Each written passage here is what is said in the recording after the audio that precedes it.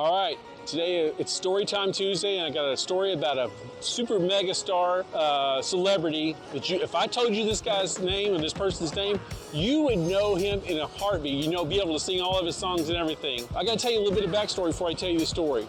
So, a friend of mine used to be a professional drummer. He ended up getting married, moving to Nashville. He wanted a more stable job than being a drummer in a band. So he got a job with this company in Nashville, and in America we call those tour buses, we call them coaches. It's either a coach or a tour bus, and celebrities rent them out. They lease them out to drive to so many cities, and then they turn them back in when they're done with their tour. They generally don't buy the buses. So maybe Taylor Swift does, but the normal big-time celebrities, they just lease them out and then turn them back in.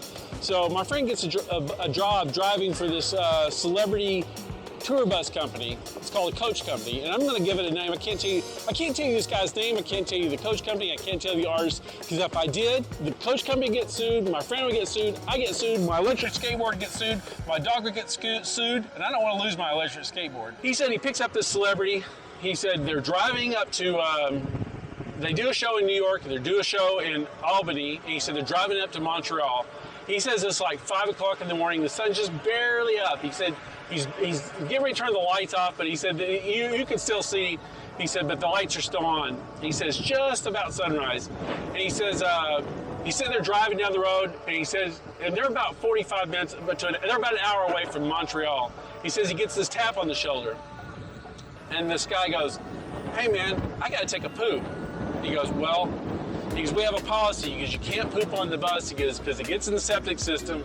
He goes, if 10 people are pooping in the bus, it smells the whole bus system up. He goes, there's a big fine. He goes, you'll have to pay a big fine if you do that.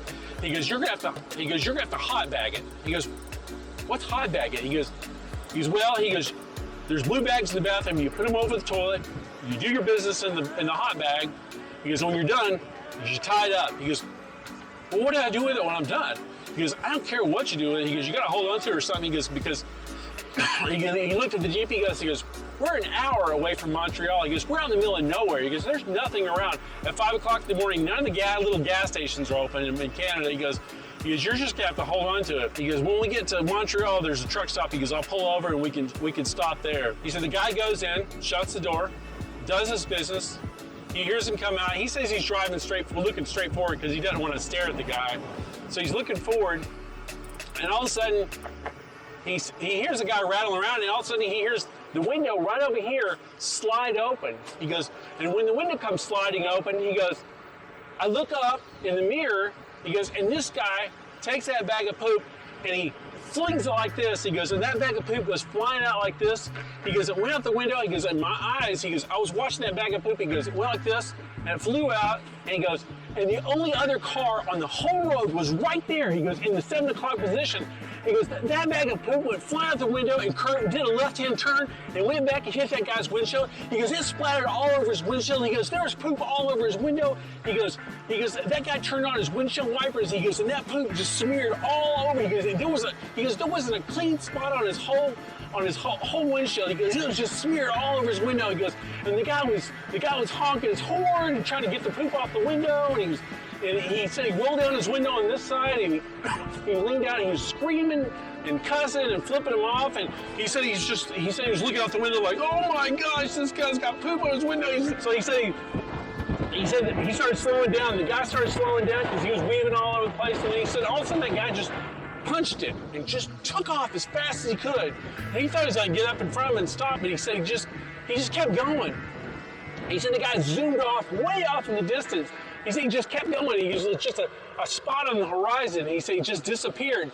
So he said he was just like this. He said he looked over at that artist, that musician. He said that guy just goes, oh, like this. He just goes over and sits down. He said the guy put his hands over his head and he said over his eyes and just sat there the whole time. And so he said he looked at his GPS, he saw that truck stop ahead, so he said he punched it. He punched the accelerator. He said he got going as fast as that bus could go. He said because I expected any minute from, they call them Mounties up there. He said I expected a Mountie to come tearing up behind me in the next 20 minutes, pulling me over and pulling everybody off the bus and testing them, seeing who threw that bag of poop. He said, I punched it. He goes, and I got to that truck stop. He goes, and I whipped around back. He goes, I went around back and hid behind some trucks, semi-trucks. He said, I hid back there for 2 hours. And he said, that artist, he said, he just sat there like this. And he said, when the band members got up, he never said a word to them, never said hi. He said he just stared down at his shoes, didn't speak. He said he didn't speak for the rest of the day. He goes, this guy was a really nice guy, but man, he said, he threw that bag of poop and he said, I thought we were all going to jail. He goes, I'm not kidding. He goes, I was scared poopless. That's my story, and it's a real story. And I'll see you next week for Storytime Tuesday. See you then.